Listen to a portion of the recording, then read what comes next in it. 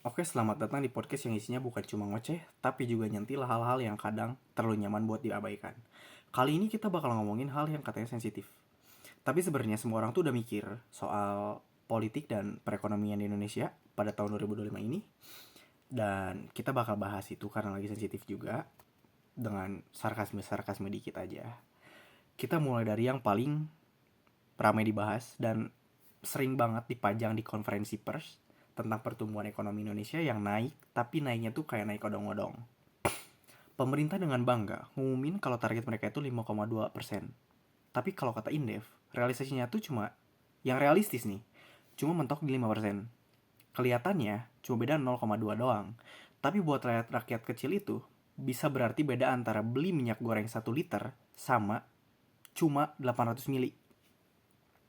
Masalahnya itu bukan cuma angka, tapi kualitasnya. Pertumbuhan ekonomi kita tuh bisa didorong karena konsumsi rumah tangga. Jadi itu yang dorong tuh, bukan produksi atau ekspor. Alias kita tuh masih di negara yang belanja, bukan bikin. Terus investasi asing pada kemana? Banyak yang lari ke Vietnam, Thailand, Filipina. Kenapa? Karena birokrasi kita itu masih suka main petak umpet. Kayak investor di sini tuh maunya tuh efisien. Tapi Indonesia tuh ngasihnya kayak, nih ya, gua kasih lu form 17, diisi. Baru kita minggu depan bahas tentang izin. Atau mungkin bulan depan, tahun depan, atau nunggu pejabatnya mood. Oke, yang kedua kita bahas pengangguran dan dunia kerja. Jadi, data BPS itu bilang pengangguran terbuka itu turun. Jadi 4,75%. Keren. Tapi tenang, jangan semangat. Ini 62 bos. Karena banyak lapangan kerja yang tercipta itu kerja informal. Tanpa kontrak, tanpa jaminan, tanpa masa depan, yang penting kerja. Bersyukur. Lulusan S1 sekarang tuh udah banyak yang kerja, tapi jadi admin toko online, CS freelance, atau bahkan joki game. Bukan yang rendahin, tapi kita harus tanya, kenapa negara yang katanya punya bonus demografi justru memperlakukan tenaga kerja mudanya kayak bonus akhir bulan? Bisa dipotong kapan aja. Dan soal upah, UMK tuh masih jadi perdebatan tahunan.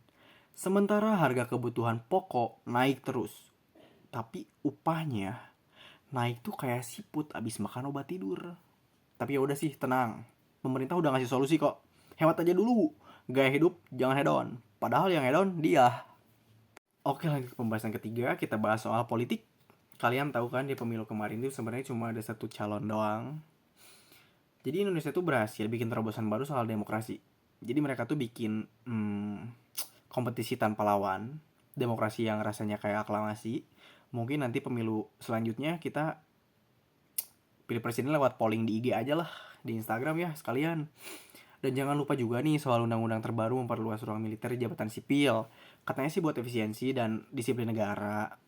Tapi kalau semua posisi strategis didudukin sama orang-orang berseragam, nanti kalau rakyat demo, malah dianggap musuh negara. Bahaya itu. Wacana penundaan pemilu, revisi UU KPK, revisi UU ITE, yang anehnya makin elastis. Kayak karet gelang yang udah jadi bukti kalau demokrasi kita itu fleksibel banget. Kayak pendirian netizen.